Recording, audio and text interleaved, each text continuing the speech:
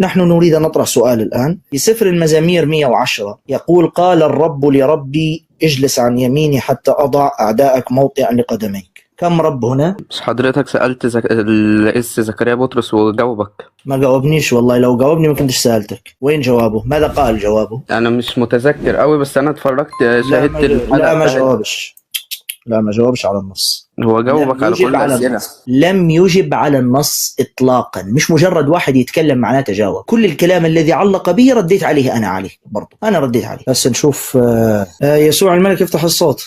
نريد أن نتناقش في نص قال الرب لربي يا مايك. تمام. النص في كتابك يا مايك يقول: قال الرب لربي. كم رب هنا؟ إذا كنت تقصد كم مرة ذكرت الكلمة؟ مرتين. لا، النص يقول قال الرب. كم رب؟ لحظة بس، النص يقول قال الرب لربي، يعني في واحد قال، في واحد قيل له. صح ولا لا؟ هو واحد يقول لنفسه. واحد يقول ايه؟ واحد بيقول لنفسه، زي ما انت كده او اي حد فينا ساعات بيكلم نفسه، مش مجنون. طيب. يعني انا او انا مجنون.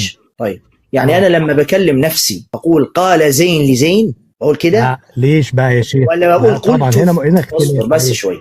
الذي يتكلم اسمعني، الذي يتكلم مع نفسه يقول تكلمت في نفسي او تكلمت في داخلي. صحيح. لكن هنا صحيح. دقيقة بس، لكن هنا يقول قال الرب لربي، وبرضه تكملة النص تقول اجلس عن يميني. برضه حيجلس عن يمين نفسه ولا ايه الحكاية برضه يعني؟ صحيح. يبقى نشرح. ممكن تقول يا شيخ مين اللي لا بس جاوبني. حيجلس الآية؟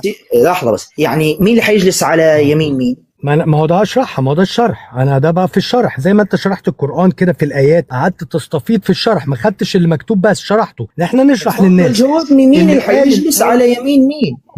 ما انا هشرح يا شيخ. حاضر. اللي قال الآية دي هو داوود وليس السيد المسيح. يعني داوود، يعني السيد المسيح كان بيقول عن نفسه، داوود كان يتكلم عن السيد المسيح. وقال ان قال الرب، قال اللي هو السيد المسيح لربي اي الآب اجلس عن يمين.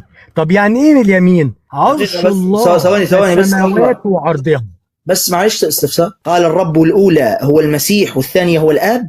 لا، الرب الأولى هو الآب، والرب الثاني للمسيح. قال الرب. بس انت خد بالك على فكرة. انت عكست. راجع نفسك في انا اسف وشكرا ان انت كنت منتبه. لا انا عكست. لو انا كده عشان كده بصدق كل اللي انت بتقوله. انا لما بعترض لو انت بتقول حاجه انا بصدقك، يبقى انا ممكن اكون عكست، ما كنتش منتبه. لا انا ما فيش مشكله. انت تقصد انت قال الرب الاولى اللي هو الاب للمسيح الابن الثاني ربي. صحيح. ومعنى اجلس يبقى كده اثنين. اذا كنت طيب اكمل يا شيخ. فهو النقطه الاولى والنقطه الثانيه ان هو الاب والابن، احنا نؤمن باله واحد. اليهود ما كانوش فاهمينها خالص. يعني انا هديك مثال يا شيخ، معلش اعذرني بس معلش توضيح. انتم لا تؤمنون بإله واحد، انتم تؤمنون بجوهر واحد. ركز كويس يا شيخ. انتم تؤمنون بجوهر واحد. ما فيش عندكم إله واحد. خلي بالك، اسمعك الان فيديوهات للقساوسة. طب ما تسمعنيش. انا واهلي يا عم سيبك بس من اهل. بنؤمن بإله واحد. لا بس انت حاليا متاثر بس بالمجتمع الاسلامي. خد بالك، هذا الامر حذر منه القساوسه. يعني انت مثلا لما تقول يا رب، القساوسه بيقولوا لك حدد اي رب من الثلاثه. تعال اسمعك القس مارك عزيز وهو يقول هذا الكلام. تعال نسمعك قمص مارك. ده يعني كنيسه ايه؟ يعني هو كاهن على كنيسه ايه مارك عزيز؟ ارثوذكسي. شوف القس مارك عزيز ماذا يقول. لازم نصلي للثالوث، لكن ما ينفعش الثالوث ده بقى موضوع بحثناه وامتحناه ونجحنا فيه وحطناه في الدرج. ما ينفعش ان الثالوث يبقى كلام بصليه لكن اطلع بره ابقى واحد موحد بالله، ماليش دعوه بالثالوث. شفت كلمة الخطيرة انت؟ قالك ما ينفعش تصلي للثالوث في الكنيسة وتطلع بره موحد بالله. ما ينفعش. يعني الثالوث مش توحيد. شفتوا مايك للأسف كيف متأثر بجيران المسلمين؟ قالك ايه انا موحد بالله، انا بؤمن بإله واحد. القمص مارك عزيز يقولك ما ينفعش تصلي للثالوث وتطلع بره تكون موحد بالله. ما ينفعش. يلا نكمل. ما ينفعش قارنوا كده ده بالترانيم اللي مش طالعه من الكنيسه او اللي عملها واحد مش فاهم الثالوث. كل الترانيم بتقول ايه؟ يا رب، يا الله. يعني بيتكلم مين؟ تروح مطرح ما تروح بقى، تطلع مطرح ما تطلع. ما عندناش حاجه في الابصاريات مش متوجهه عندناش حاجة في السقطقيات جملة كده تبقى مش عارف هو بيتكلم على مين، على الآب ولا الابن والروح القدس. دي مش فيهاش تعصب. شوف يقول لك لما تقول يا الله او يا رب لازم تحدد انت بتكلم الاب ولا الابن ولا الروح القدس، لازم تحدد اي واحد فيهم. اللي ما يجملوش زي مايك وكده بيطلعوا في البث هنا يستحون من عقيدتهم للاسف الشديد، فبيمارسوا الحركه البوليسيه. الله، هي ايه الحركه البوليسيه دي؟ ما تعرفوش الحركه البوليسيه يا اخواننا؟ هذه خطة مأخوذة من بولس اللي هو رسول النصارى. ماذا يقول يا ترى بولس؟ بولس يقول صرت لليهود كيهودي وصرت للذين بلا ناموس كأني بلا ناموس. هو مايك واخذ هذه الطريقة، صرت للمسلمين كمسلمين. يجي أمام المسلم أنا إله واحد، موحد، توحيد، لا إله إلا الله، لا إله إلا الله. دي فيها فكر مستعلن في الكنيسة، وما عندناش مشكلة ان احنا ناخد ترنيمة اي حد عملها ونظبطها، لكن نبقى عارف ان ما عندناش مرة بنخاطب الله ونقول له يا الله وبس، او يا رب ويعني ايه وانتوا خدوها بقى اتصرفوا فيها فوق، اللي عايز ياخد حاجة ياخدها، اللي عايز يعمل لي حاجة يعملها. ما عندناش صلاة كده. في ايات كتيرة تتكلم عن الابن بوضوح، منها مثلا قال الرب لرب اجلس عن يميني. في رب ورب، في رب ورب.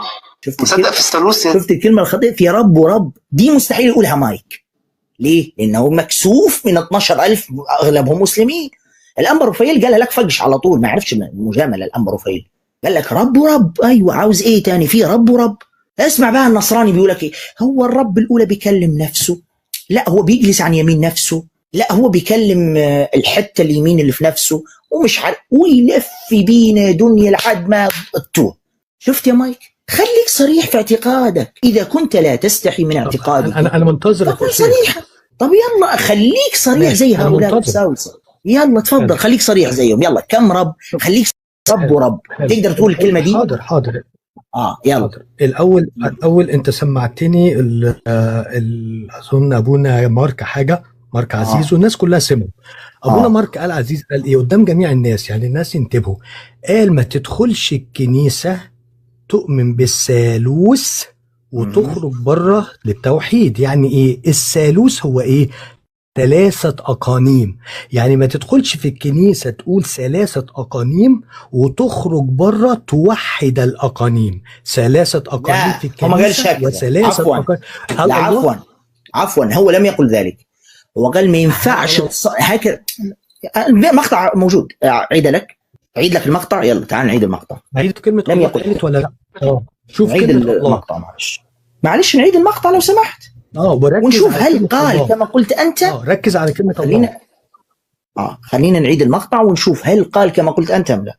صدق في الثالوث لازم نصلي للثالوث، لكن ما ينفعش الثالوث ده بقى موضوع بحثناه وامتحناه ونجحنا فيه وحطناه في الدرج. ما ينفعش ان الثالوث يبقى كلام بصليه لكن اطلع بره بقى واحد موحد بالله. ماليش دعوه بالثالوث. موحد بالله مش موحد بالاقانيم. قال ما ينفعش انك انت تصلي للثالوث في الكنيسه وتطلع بره موحد بالله. شوف اللفظ دقيق جدا. تمام؟ انت موحد بالله يا موحد بالله اللي هي الطريقه الاسلاميه. انا موحد بالله طبعا. هو في توحيد الطريقه الاسلاميه يختلف بالله يا رجل. يا مايك لو سمحت، يا مايك ارحمنا لو سمحت. الرجل اسمعني، الرجل لا. يا مايك اسمعني، لا اله الا الله، انا لا احب التدليس، انا رجل يكره التدليس، مش هسمح لك تدلس. الرجل لم يقل التوحيد الاسلامي، الرجل قالها بوضوح. ما ينفعش تصلي للثالوث وتطلع بره موحد بالله. حد سمع يا جماعه قال التوحيد الاسلامي؟ في حد منكم سمع هذه الكلمه؟ ليش يا مايك يعني اسمعني يا مايك، ليش يا مايك بتضيف من عندك يا حبيبي؟ ليش بتضيف من عندك؟ خليك كما قال الرجل، ما تضيفش كلام من عندك. خلاص كفايه ضفتوا في كتابكم ما ضفتم وحرفتم ما حرفتم، حتى كلام قساوستكم حتحرفوا وحتضيفوا فيه. الرجل قالك ما ينفعش تصلي للثالوث وتطلع بره موحد بالله. راح مايك عمل ايه؟ ضاف لك بهارات من عنده، التوحيد الاسلامي. هو الرجل ما قال ذلك، ما جابش كلمه اسلام هنا اطلاقا. هو يتكلم عن التوحيد بصفه عامه. ما في شيء اسمه توحيد اسلامي وتوحيد غير اسلامي، التوحيد واحد بس، توحيد واحد، توحيد الذات والصفات، هذا هو التوحيد في الربوبيه والالوهيه، هذا هو التوحيد. غير ذلك تقول لي الطبيعه واحده، هذا مش توحيد يا بابا، هذا مش توحيد. ما تحرقوش دمنا، لا اله الا الله. عجيب قسما بالله، عجيب. يحرف كلام القصه عيني عينك امام الجميع. في البدايه حرف كلامه انه قال لا اطلع، ما ينفعش تطلع توحد الاقانيم، وسمعناه الفيديو من جديد ما قالش كلمه توحد الاقانيم. وبعدين حرف كلامه من جديد، قال هو يتكلم عن التوحيد الاسلامي، وبرضه ما جابش سيره التوحيد الاسلامي. يكفي تحريفا للكلام يا اخي، لا حول ولا قوه الا بالله. شيخنا ان هيك بس ينزنقوا ويبلشوا يلفوا ويدوروا. المشكله ما اكتفوش بتحريف كتابهم، بيحرفوا حتى كلام قساوستهم.